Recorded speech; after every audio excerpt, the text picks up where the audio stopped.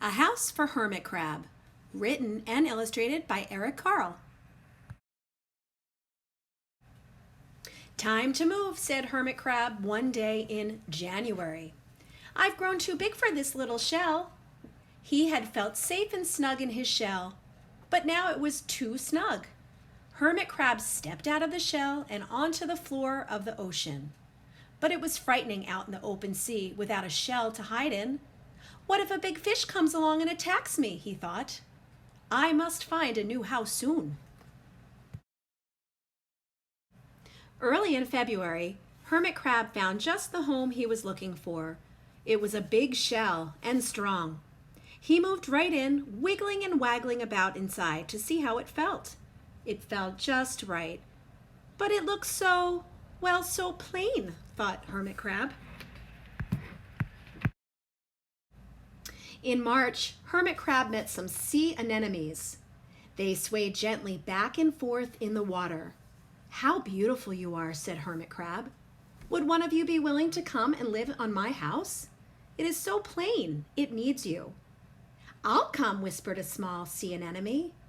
Gently, Hermit Crab picked it up with his claw and put it on his shell. In April, Hermit Crab passed a flock of starfish moving slowly along the seafloor. How handsome you are, said Hermit Crab. Would one of you be willing to decorate my house? I would, signaled a little sea star. Carefully, Hermit Crab picked it up with his claw and put it on his house. In May, Hermit Crab discovered some coral. They were hard and didn't move. How pretty you are, said Hermit Crab. Would one of you be willing to help make my house more beautiful? I would, creaked a crusty coral. Gingerly, Hermit Crab picked it up with his claw and placed it on his shell. In June, Hermit Crab came to a group of snails crawling over a rock on the ocean floor. They grazed as they went, picking up algae and bits of debris and leaving a neat path behind them. How tidy and hardworking you are, said Hermit Crab. Would one of you be willing to come and help clean my house? I would, offered one of the snails. Happily, Hermit Crab picked it up with his claw and placed it on his shell. In July, Hermit Crab came upon several sea urchins. They had sharp, prickly needles. How fierce you look, said Hermit Crab. Would one of you be willing to protect my house? I would, answered a spiky sea urchin. Gratefully, Hermit Crab picked it up with his claw and placed it near his shell. In August, Hermit Crab and his friends wandered into a forest of seaweed. It's so dark here, thought Hermit Crab. How dim is it, murmured the sea anemone. How gloomy it is, whispered the starfish.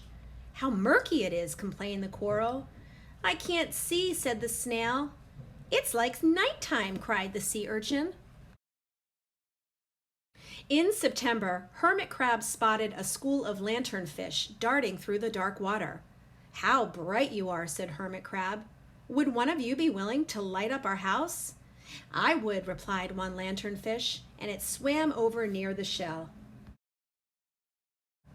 In October, Hermit Crab approached a pile of smooth pebbles. How sturdy you are, said Hermit Crab.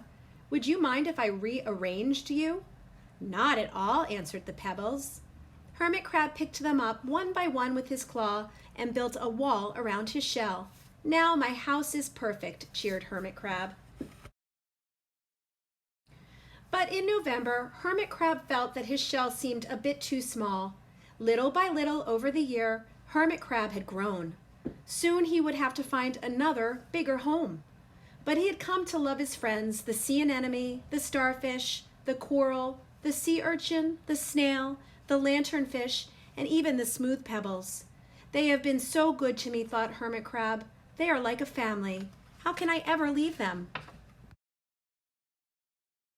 In December, a smaller hermit crab passed by. I have outgrown my shell, she said. Would you know of a place for me? I have outgrown my house too, answered Hermit Crab. I must move on. You are welcome to live here, but you must promise to be good to my friends. "I promise," said the little crab. The following January, Hermit Crab stepped out and the little crab moved in. "Couldn't stay in that little shell forever," said Hermit Crab as he waved goodbye.